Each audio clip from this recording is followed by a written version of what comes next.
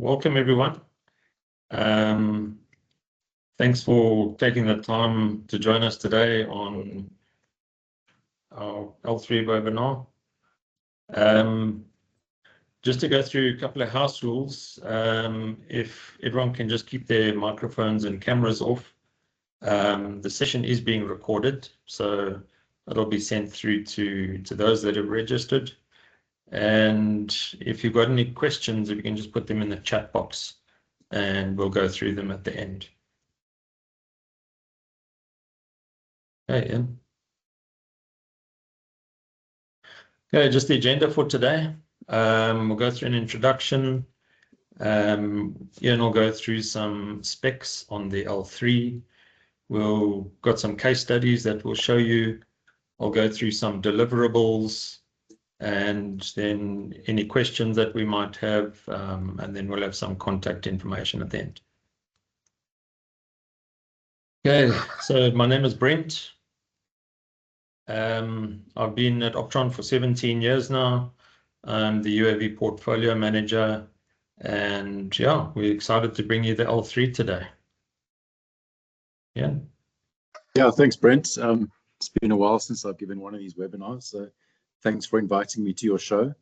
I'm not big on just sort of punting specifications, but I think this new Zenmuse L3 is very exciting. It's what we've been waiting for a long time. So when I first started getting involved with the LiDAR equipment, I think a lot of the time it was out of reach of a lot of people price-wise. But DJI have managed to package this new LiDAR that's very, very capable at a very, very reasonable price. I was very surprised when I first saw that. So let's just go through a few of the specifications. So DJI's strapline for this is see through, far and true. And I think as I run through the presentation, you'll see why it is that they've chosen that. So it's been a bit of a journey for DJI. They released the first LiDAR called the L1 in October 2020. These are the specifications that it had. So it had a range of about 80 to 100 meters, and the accuracy was typically 60 to 10 centimeters. The price point was pretty accurate. I mean, was pretty good at that time, but some people felt that it was just not that practical flying at that height, you know, flying quite low and getting that sort of accuracy. So DJI took that feedback, they kept on developing, and 3 years later, they released the Zenmuse L2. So that one pushed the range up, the measuring range from 120 meters to 180 meters, and the accuracy pretty much halved. So they brought it down to 40 to 50 millimeters. The other thing that was important, you'll see on the top left there, is you were able to have multiple returns. So why that's important is if you're surveying through vegetation, for example, and you wanted to not only get the heights of the tree, but you wanted to get the ground level beneath the trees as well, there are a number of different returns that you're able to measure. So you can get that digital elevation model, so the ground model, as well as the vegetation that's sitting on top of that. They did a lot of work on the IMU, so you'll see the IMU required no preheating. I think it's just another word for initialization. I remember when these first LiDAR units came out, or some of the SLAM units, there was sort of an initialization process that you had to go through. You had to turn it through sort of 90 degrees and then wait a while, and then turn it through another 90 degrees and wait a while. So with the L2, they did away with that, and you'll see there's been even more improvements when they get onto the L3. So 2 years after that, probably November, so last month, they released the L3. It's pushed the range up, the practical measuring range, from 300 to 500 meters. That's the range that they say you should use to get an accuracy of 20 to 40 millimeters. But you can push that range up to 950 meters. So we've actually got a case study of an open pit mine where obviously the ground level changes quite dramatically, and you're able to push that even further. They've pushed those returns up to 16 returns, so you can start getting a lot more detail in vegetated areas. You can get, as I mentioned, the heights of the trees, sort of if there's layers below the trees, you can measure that, and then the ground level. So once again, we've got some practical examples that we'll show you on that, where they demonstrate that. It's now got 2 cameras, so dual 100 megapixel cameras, which we'll talk a little bit more about. They've introduced Gaussian splatting, which has become sort of a big buzzword. It's sort of a 3D rendering where they use photography to do 3D rendering. You can have fly-throughs. It makes it very useful for your client to actually see that the terrain that you've measured. It's very useful for inspections and stuff, but Brent's going to talk us through that and give some examples on that as well. So just a little bit more about the specifications. I've chatted to that, so those are quite a few things. Once again, I'm surprised at the pricing that DJI have managed to come out with this new L3. So those are just some of the features that we've chatted about, and we'll be talking about them in more detail as we run through this presentation. Just a few more details on the actual box that the LiDAR comes in. It's got a high energy laser. So obviously the energy that goes through the laser, or that laser pulse, now has to be a lot stronger to get down to that 950 meters. So they put a lot of work into getting a high energy laser. And the IMU, a lot of work has gone into that inertial measurement unit. Because this is an unstable platform that you're measuring from, the IMU is a critical component to be able to get down to that level of accuracy. So probably more important than the laser itself is that IMU, and they've managed to get a really, really precise IMU as part of the package. We've spoken a bit about the high pixel dual cameras, so they're 200 megapixel cameras. And I think the bit that's really important is that the integrated manufacturing. So basically DJI is putting all of these components together themselves in that 1.6 kilogram box to be able to deliver that accuracy and that range. So because they're putting it all together themselves and everything is integrated, they're able to push it to the extreme to get that level of accuracy. So once again, this was the example that I referred to a little bit earlier when I said they can push that range up to 950 meters. So typically they recommend 300 to 500 meters, but because you've got this very strong laser, you can actually push it a bit further than that. So this was a case study. I've got a number of slides on it, so I won't talk too much about it now, but they were able to get 900 or 830 meters from where the drone was flying to the bottom of the pits, and they were able to get that accurately. So with the stronger laser, you're getting a much longer range. It's also very high accuracy. So typically the horizontal accuracy, if you're flying at about 120 meters above ground level, they're talking about a 40 millimeter accuracy in height, in horizontal, sorry, and 30 millimeters vertically. And then that 1.2 centimeter thickness, for those of you that have been involved with sort of laser scanning for a long time, that's typically how they would measure their accuracy, is what noise you would get on a flat surface. So what they're showing in that graphic is on the road, the sort of noise that they're getting is only 12 millimeters. So even though it's the specifications say the vertical accuracy is 30 millimeters, from this we can see the point cloud accuracy is sitting at about 12 millimeters. And if you take the flying height up to 300 meters above ground level, we're still getting about a 20 millimeter accuracy. So that 2 centimeter thickness that they're talking about over there. So it really is quite phenomenal. They've also managed to reduce the beam size a lot. So it's 20% the size of the L2 beam. So it only has 41 millimeters across. So this means that you can capture much higher detail. Specifically, if you're looking at power lines or transmission towers, we've got a couple of examples of that we'll be able to show. But because that spot is much smaller, you're able to pick up a lot more detail on narrow objects. So just that 41 millimeter diameter of that beam at 120 meters. So here is an example of the power line. So the one on the left, you can see they've been flying at 300 meters above ground level, and you're still picking up those points, those laser points on the actual power line itself. The one on the right-hand side that they're rotating through, so that was flown at 100 meters above above the power line itself, and you can still see the level of detail that they're able to pick up in there. And that's because it is such a narrow beam and such a powerful beam. It does also have the point cloud rates that you can adjust. So it goes up to 2 megahertz. So that's 2 million points a second. So you can fly and collect data at 2 million points a second. If you've got a higher rate, there's going to be a lower energy per point. So your range isn't going to be that high.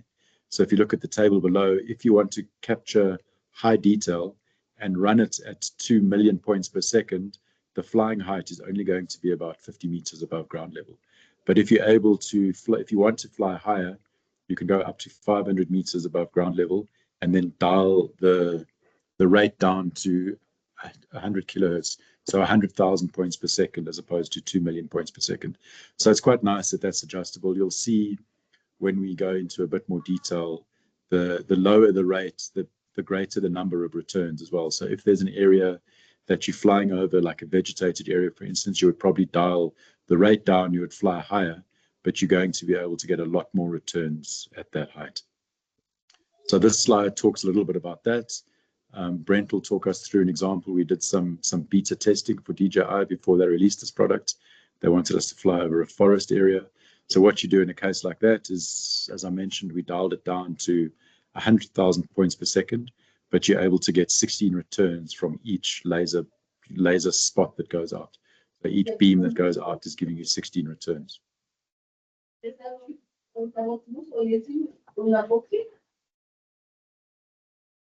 So once again, just mentioning that you can see from this graphic what it's actually showing. So over that forested area that they flew with the drone, you're able to get not only the ground level, but you can see that lower vegetation as well.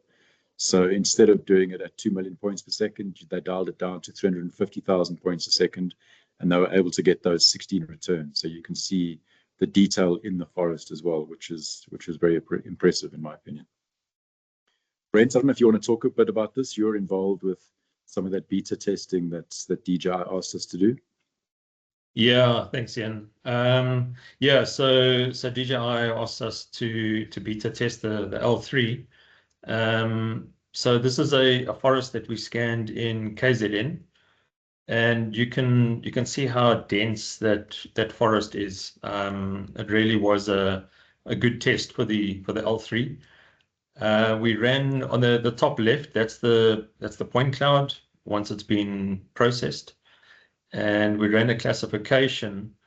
And on the bottom right, you can see the ground extraction. So it's all ground and not ground. All the white stuff is not ground.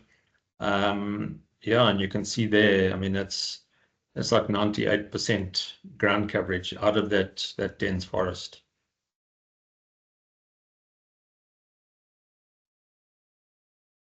Yeah, and then I'll just carry on. Yeah, on the LiDAR, on the L3, you've got 3 scanning modes.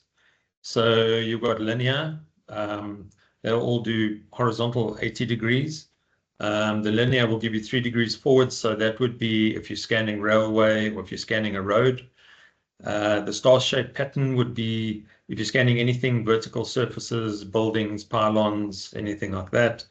And non-repetitive would be if you needed to scan something like a forest. Yeah, so I mean, I guess the star-shaped is a compromise between the two. Linear is going to give you the most accuracy if you're flying forward. Repetitive is going to give you the greatest penetration. And then I guess sort of the star-shaped is the best of both worlds. So it's got the vertical left to right, it's 80 degrees, front and back, it's 80 degrees. So it's just those different modes that you can use.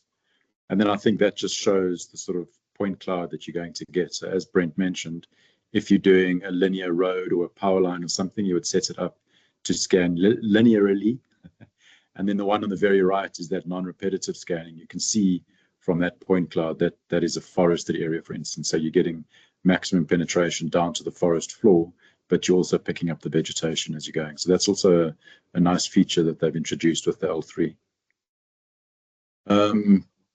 Yeah, let me carry on with this one. So, I mean, that's just showing you what we were talking about. So with the linear scan, you can see on the left, it's actually missed the heights of the building just because that forward is only 2 degrees. But in the second one, they set it up as a star-shaped scan. And that's just giving an example of when you would use the different ones. So as Brent mentioned, like a road or a power line, where you don't have that many vertical features that you're interested in, you would do linear scanning. But if you wanted to pick up sort of the facades or if there's a change in elevation, then the star-shaped one is a better one to be using. Back onto the IMU. So I think, as I mentioned before, this is probably where the crux of it lies, where you're getting the most accuracy. So DJI have this IMU. So 200,000 points per second, it's updating at 200,000 points per second. Because it's not a stable platform, it's moving the whole time as it's flying. This IMU is enabling them to correct where that spot size is on the ground and giving you that high level of accuracy. As I said, it continues the non-preheating advantage, optimized for faster readiness. So I think I did mention that where before you had to sort of initialize these IMUs, this one is pretty much good to go. So as you start up, as you take off and start scanning, the IMU is ready to go. Cameras, we did mention the cameras as well. So because you are now flying with a LiDAR, it's sweeping sort of 40 degrees left and 40 degrees right. If you just had one camera that was pointing downwards, it might not have an overlap of where that point cloud is that you're gathering. So what DJI have decided to do is to put those two cameras side by side, the one looking slightly left and the one looking slightly right. So those cameras are 100 megapixel cameras each. If you're doing your ortho photos just using the cameras, you're going to get a 12 millimeter ground sample distance at 120 meters. So it is once again very impressive. So even in low light, it's getting really good results. Yeah, so it can be compared to a fisheye lens, I guess. So, you know, with a fisheye, you're getting a very wide angle. With this one, you're getting a wider angle in the point cloud. So if you watch the graphic on the right-hand side there, you can see that sort of turquoise color is your point cloud, and the lines further out to the left and right, it's showing where the camera is, you know, what the camera is picking up. So the field of view of the cameras is now 27 degrees wider than the LiDAR, just to make sure that you have that proper overlap. So when you're flying, you're getting a 20% overlap with the LiDAR, but you're getting a 49% overlap or side lap for the camera. And the other thing that's really impressive now, in one flight, you're able to capture point cloud data and 2D data, 3D data, orthophoto data. So in one project in Terra, you can process your point cloud data as well as your orthophoto data because you're capturing it all at the same time. The new L3 is only compatible with the M400. And the reason for that is the L3 is heavier than the L2 because they're packing so much more into this LiDAR with a much stronger laser. It is a bit heavier, so it can't fly on the M350. The L3 will only fly with the M400, and they've got special anti-drop gimbal rails that have been designed with the M400. You can see them installing the L3 with those anti-drop gimbal rails. Yeah, and once again, because it has a higher power consumption, once again, because that laser beam is stronger, it's going to be using more power. So the power supply of the M350 also doesn't meet the requirements. So the L3 is combined with the M400. We have mentioned this integrated manufacturing. So because DJI are putting everything together themselves, it has an IP54 rating, so you can work in heavy rain should you want to, in dust, in very cold, in heat. So you can see it's rated there from -25 degrees to +55 degrees. So you can pretty much work in any environment. It has that 3-axis gimbal that you attach the LiDAR to. So what's important about that is not only are you able to gather point clouds sort of below you, vertically below you, but you can do facade modeling as well. So you can tilt that LiDAR up so that you can take horizontal point cloud shots as well. So you can do oblique scanning, and you can take points on building facades or power line pylons, should that be of interest. Brent, I think you've got a bit more experience with this than I have. If you want to talk us through this power line follow, which is, I think, a very relevant feature for South Africa. Yeah. You know, if you look at what Eskom are talking about or what the government is talking about, the number of power lines that need to be surveyed over the next 5 to 10 years, I mean, I think this is going to be very useful and impressive. Yeah, so the power line follow feature, it comes from it started with the L2, and yeah, it's a great feature of the LiDAR payloads. So what will happen is you'll fly, you'll hover above a pylon, and depending if you're flying a transmission line or distribution line, you'll fly between 30 and 80 meters above the line. And then you switch on the power line follow feature. It's a button on the controller. It will start scanning vertically. It's start doing that linear scan and look for a power line. And it starts identifying the lines. So you can see it picking up the lines. It colors them in red on the screen. And then you'll give it a distance to fly, whether it's 300 meters or whatever. And then it will literally follow that line. So you'll tell it to go 300 meters. It'll follow that pylon, follow the line and the trajectory of that line. And once it reaches the end, you can either move it over to the next power line and come back that route, or you can just return to home.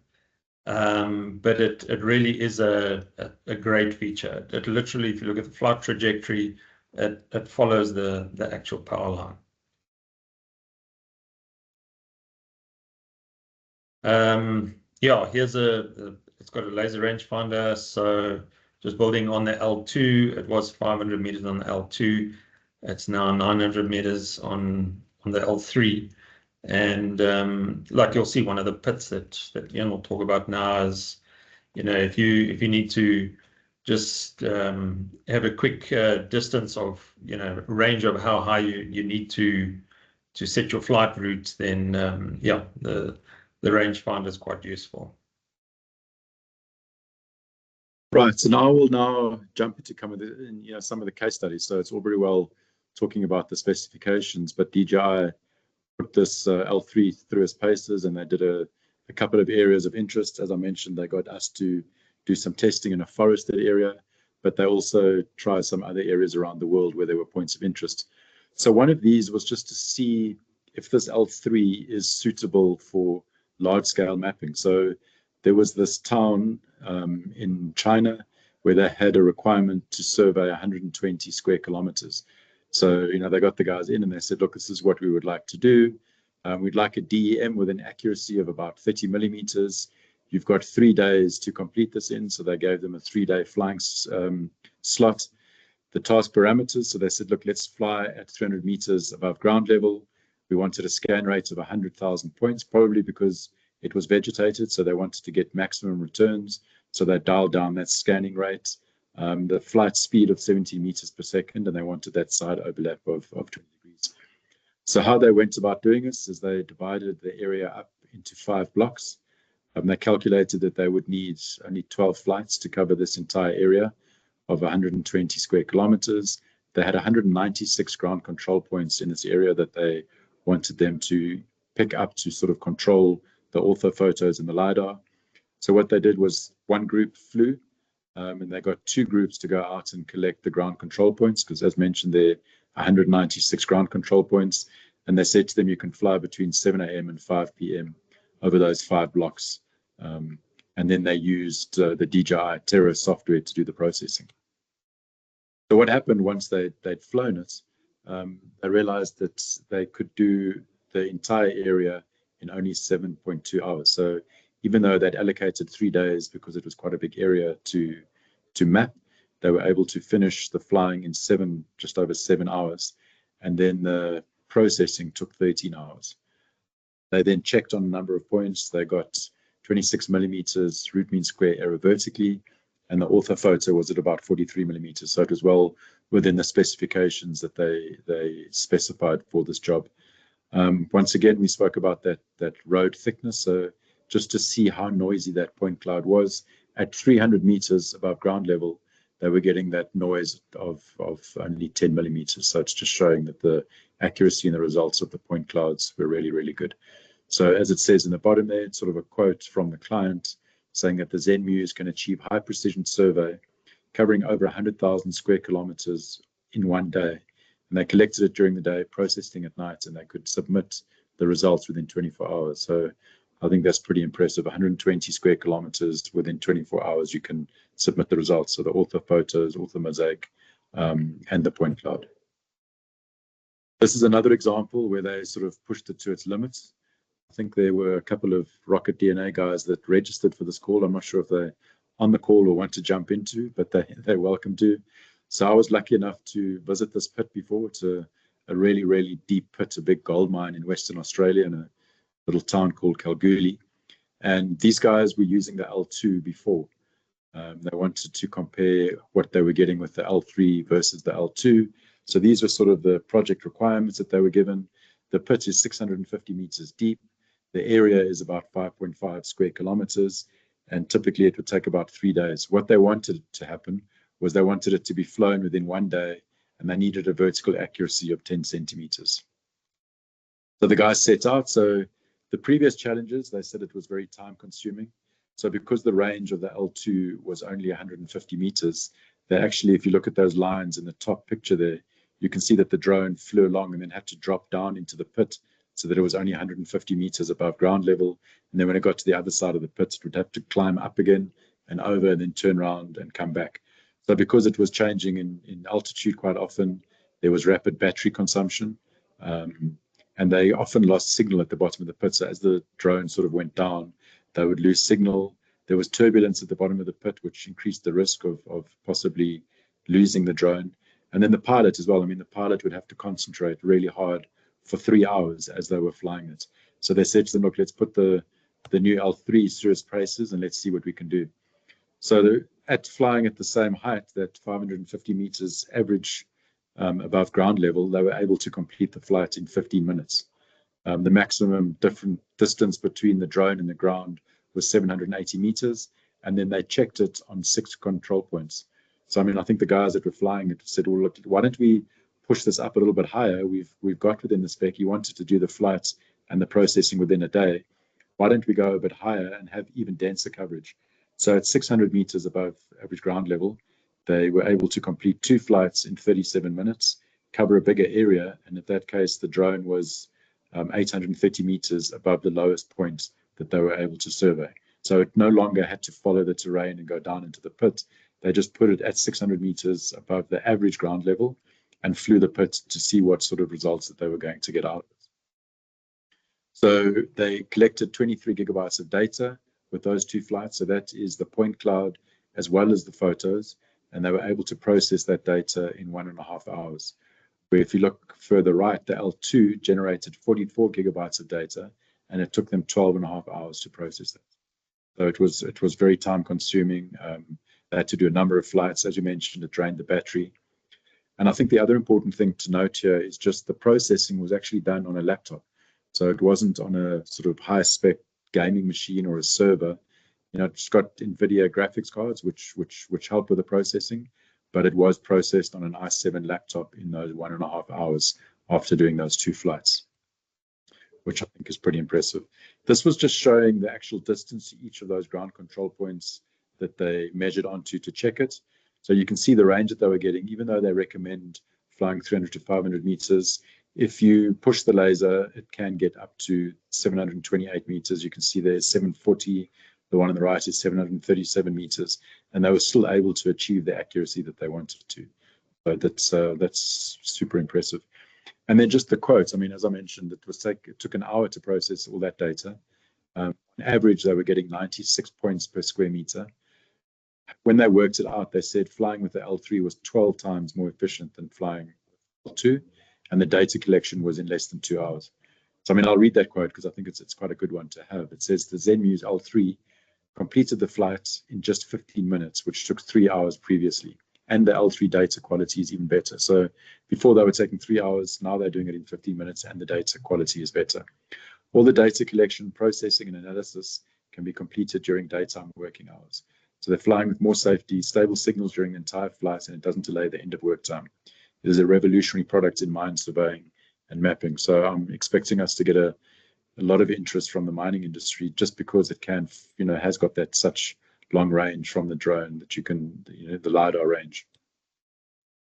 And then the final example that I'm going to be talking about was a railway project in France. Someone approached them and they said, look, we would like to pick up as much detail as possible. So they wanted to push it to that 2 megahertz. They wanted to collect 2 million points per second. So as we mentioned previously on the specifications, if you're going to be collecting at such a high rate, you're going to fly at about 50 meters above ground level. You're going to do linear scanning. And what they actually wanted to measure was the height of the rail. So you'll see on the left there, it talks about a T-rail shape, which corresponds with that photograph on the top right. So they were actually interested in how high the top of that railway was from the sleepers, just to see that there was no track deformation. They were also interested in the catenary of the track. So they wanted to see what those power lines above the track were doing. And they wanted to get as many points as possible in that area. So once again, they flew the Zenmuse L3 with an M400, and they did the processing on a laptop. Then this just shows how it was done. So they did 2 flight routes of 480 meters. So the flying time took 6 minutes. So they flew in the one direction for 3 minutes, turned around and came back. And in that time, they were able to capture 480 meters. Not sure what that squeaky Mickey Mouse voice is, so let's get off that. So just showing you what they're able to do. Once again, in that time, they collected 7.7 gigs of raw data. Remember, it's collecting 2 million points a second. The DJI Terra processing took just 10 minutes. And once again, they did that, the surface thickness, so they were getting about a 15 millimeter noise on that point cloud, flying at quite high speed along that rail, collecting 2 million points a second. So typically they were getting 6,800 points per meter squared. And in this next slide, I mean, that graphic took me a little bit long to interpret, but what that is actually showing is the height of the rail itself. So that metal rail, they're measuring and they're getting a height of 1478. So basically it's a 15 centimeter high piece of rail. And then the one on the right, they're actually measuring the width of it. And they're getting that width as 63 millimeters. So in that flight time of a couple of minutes with processing of 10 minutes, they were able to get that level of accuracy to be able to measure the actual rail itself and then start doing some measurements to see if there's any deformation. So what is the width of the track? Is the track consistently, is the width consistent? And I think using AI software and stuff now, you're actually able to put this point cloud through a lot of software and it'll highlight the areas where there's a deformation, that it's not within the parameters of the width that you want, or if the rail is not the height that you want. So once again, it's just demonstrating not only how rich the data is that you're collecting, but also that it's 10 minutes worth of processing, which is very impressive. And then from there, Brent, you're going to talk us through some of the deliverables, because I think that's important. It's all very well talking about the specifications and how many points you can gather per second, but let's talk a little bit about what the deliverables are that you can get out of the Zenmuse L3. Yeah, so once you've gone and captured all this data, what do you do with it? So all DJI data will come into DJI Terra. It will process, and DJI Terra is it's a software package, but it's more of a tool. It'll process the point cloud and it'll give you deliverables. So you can't do any editing or anything. If you wanted to edit, you would either take it into DJI Modify, or for survey, if you wanted to bring it into survey, and you could bring it into TBC. Okay, so on DJI Terra, the new version is quite impressive. This ROI processing stands for region of interest. So in the example there, you can see they've flown the whole area, but you can now only process the area, the region of interest that you want. So whether you have a laptop on site or you need the deliverables quickly, you can identify the area just either with a polygon, the manual selection like they've done there, process your little DJI area, and you can see the result at the bottom. You can process it in a block selection, or you can bring in a KML and it'll just process that area. So it's quite a nice little feature. Terra will also do Gaussian splatting. So for those of you who don't know Gaussian splatting, it comes from the movie industry. It's just a digital twin, but it's more of a visual digital twin. It is an exact digital twin, but it's not great for survey. You can do some measurements off it, but it's great for visual inspection. So you have this 3D environment that you can zoom in, out, do walkthroughs through, and yeah, it's for inspections. It's great. On the Gaussian splatting side, you can do a low, medium, and high resolution, depending on time. But with the two dual 100 megapixel cameras on the L3, it is very impressive. I mean, I guess you do still have the point cloud as a backdrop. So if you wanted to take measurements on it, it's actually taking measurements in the point cloud itself and not on the photograph. So as Brent mentioned, it's a nice visualization tool. So it's a very cool deliverable to give your clients and show them exactly what you've done. They can rotate through it. They can do fly-throughs and stuff. But because you've got that point cloud as well, you can do accurate measurements on the point cloud, which I think is very cool. Yeah, and on that, so Gaussian splatting doesn't need LiDAR data. It does just work with photogrammetry. But what will happen is it processes quicker because it has the point cloud to go with it.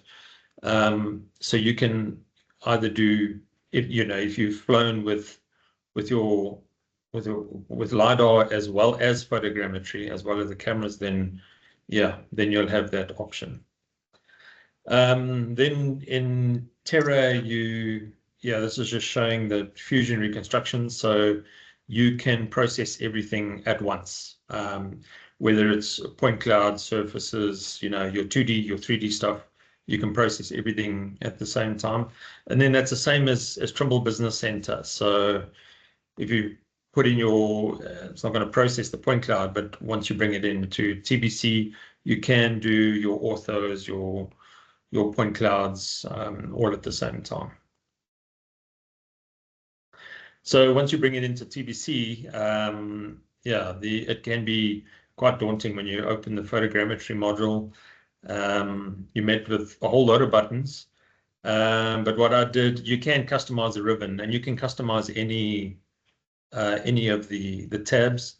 So I created a new tab called BV Photo, and I just edited the ribbon. So, I want my setup to be, I want to set my coordinate system, I want to bring in all my UAV data, and then if I have other missions flight missions that I want to merge, I can bring that in. Then I can go and do all my adjustments, all my photo stations, and then create my deliverables. So any of those tabs, and you can edit to the tabs that you need. This is just showing what you can get out of TBC, whether it's a point cloud, a surface, ortho photos, volumes, you have all of that in Trimble Business Center. So one of the features is a auto volume extraction, which is quite nifty. So you'll click, once you bring your point cloud into TBC, you would click the top of the stockpile and make sure that the box, you've got a small, medium, large box. You make sure that the box covers the complete stockpile, and you'll click extract boundary. Once you've done that,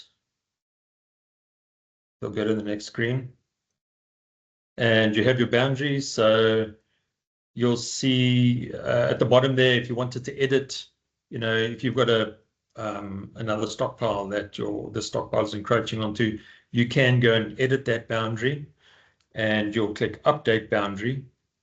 Once you do that, then you'll do the same for each of your stockpiles,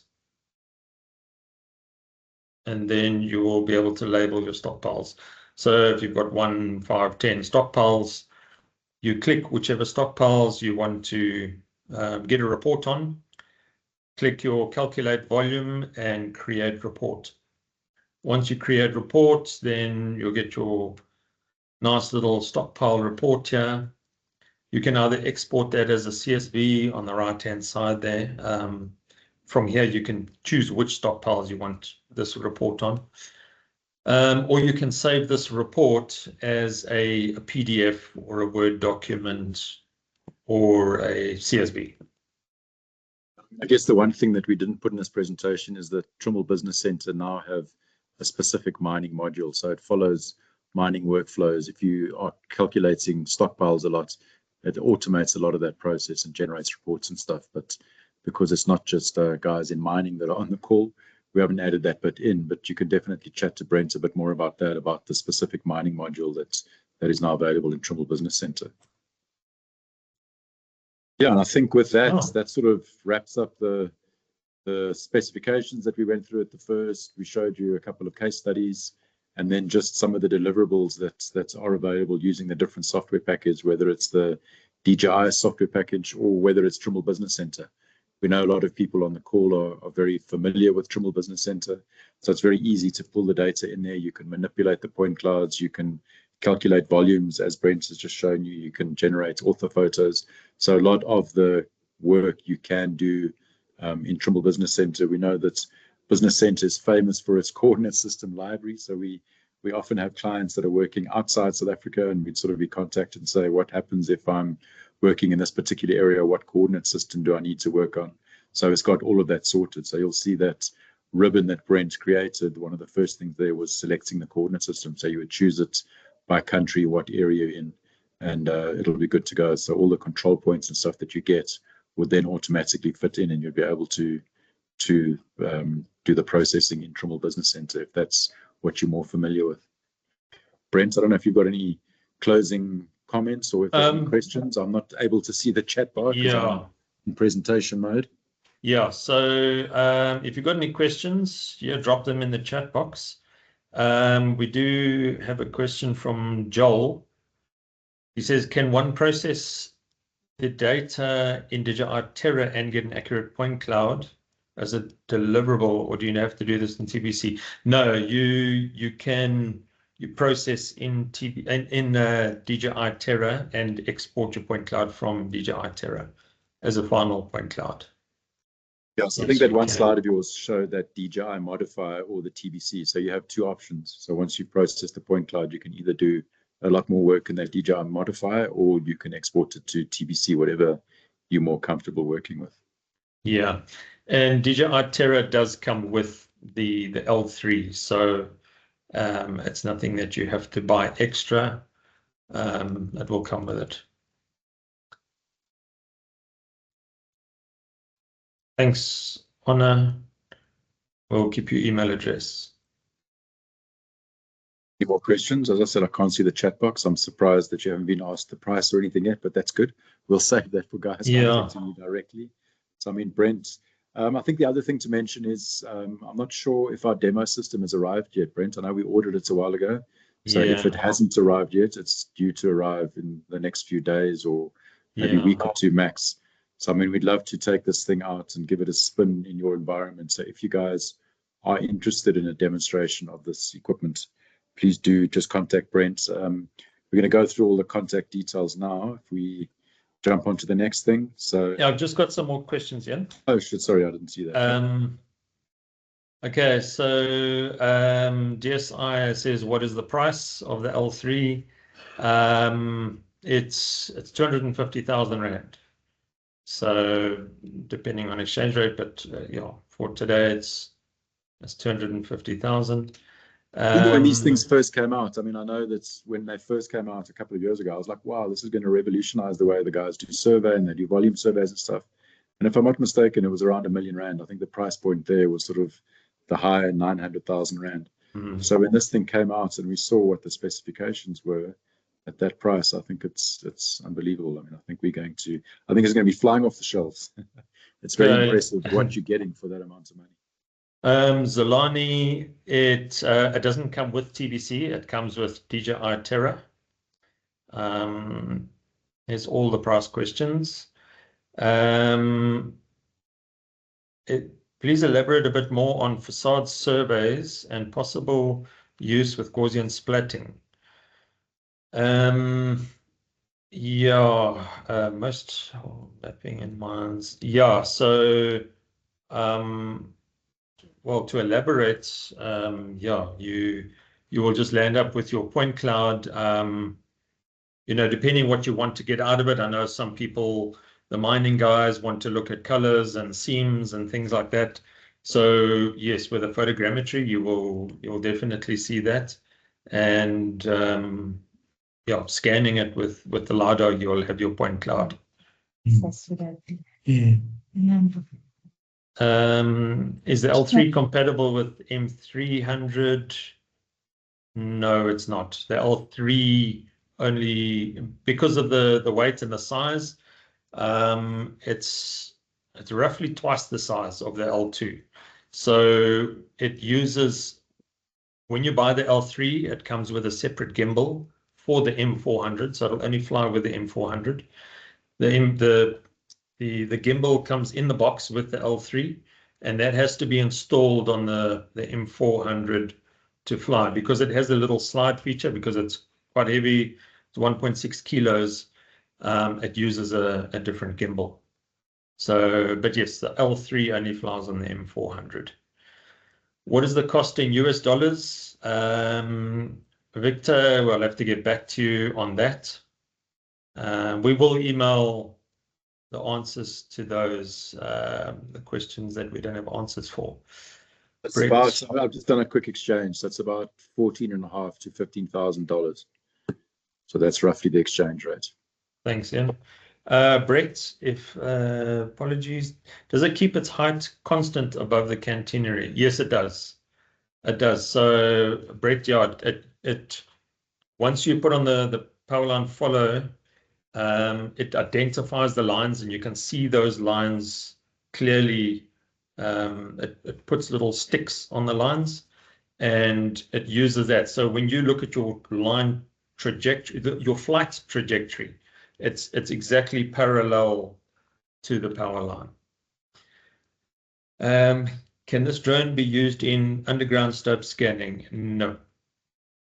No. But you do have a drone for that. So there is a drone for that, Emmanuel. So there is an Exxon drone, which is a whole different LiDAR that uses AI, and that is on the M350. So we can send you some information on that. But yes, there is an underground option, but the L3 and M400 are not built for underground. Yeah, so that one's quite impressive. I mean, it's maybe worth when getting hold of Brent, because it's completely autonomous. So you can send it into a stope, or you can send it into underground tunnels, and it will use SLAM to navigate. So you're not actually flying it yourself.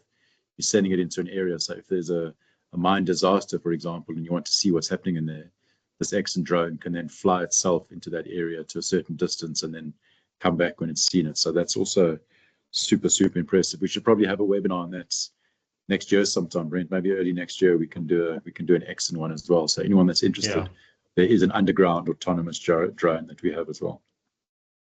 Okay, he said, so he asks, does flying lower improve vertical accuracy, or vertical accuracy is specified? Yes. So obviously the lower and slower you fly, the better data you're going to get. Remember, you have the IMU. So if you think about static scanning, you're on a tripod and you scan, you get good data. Now this is you've got so many different variables that you've got to tie all that in. So if you're flying fast, you're not going to get good data. But the lower and slower you fly, the better data you're going to get. And then you can also bump up your resolution, like Ian went through earlier. But yeah, you can, just keeping that in mind, if you're flying, because you can fly quite fast, your data is going to be reduced quite a bit. Obviously, your spot size is bigger the higher you are. So it's taking an average over that spot size, whereas the lower you are, I think what was it was 41 millimeters at 150 meters, I think.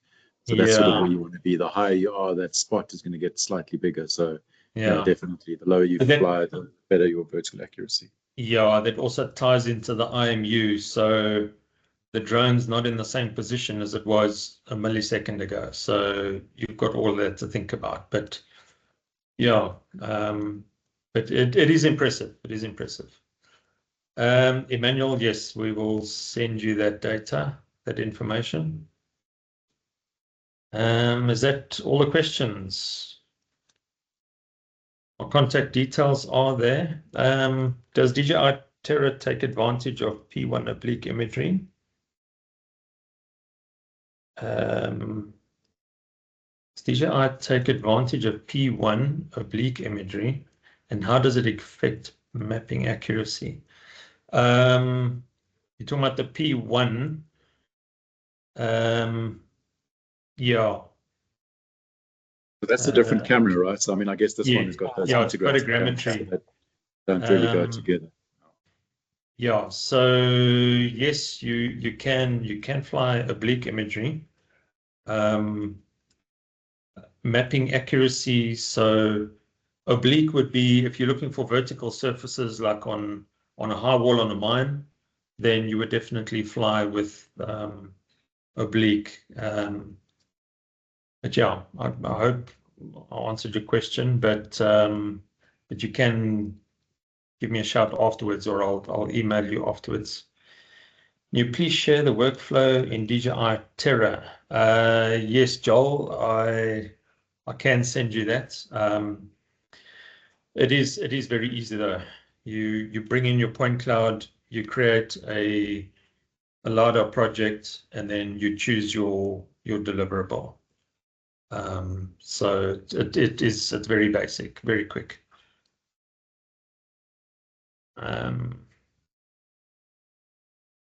All right. Data acquired must be pre-processed. Point clouds obtained can be used in Deswik CAD. Data acquired, no, you don't have to pre-process anything. You'll bring your SD card straight from the L3 LiDAR, put it into your computer, process that in DJI Terra, and then deliver your process your deliverable, or export your point cloud. So yeah, I'm sure Deswik CAD can bring in a number of different file types.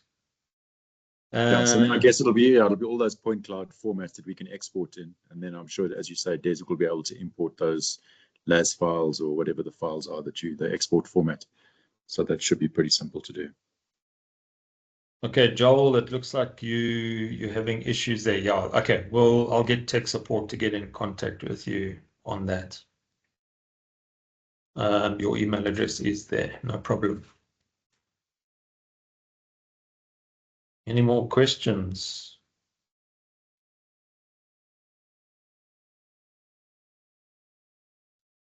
Okay. So I think, Brent, we've got your contact details. Right. As the guy said, you can do that Yeah. scan to get it, or the conventional one.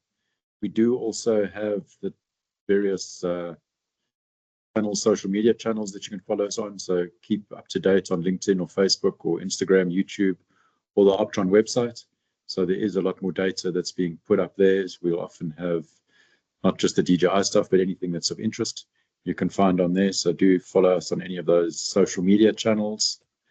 And yeah, thank you. Thank you everyone for attending. I saw on the list there are a lot of guys from outside South Africa, so it's always good to have some of our colleagues from outside South Africa attending. So thank you very much for that.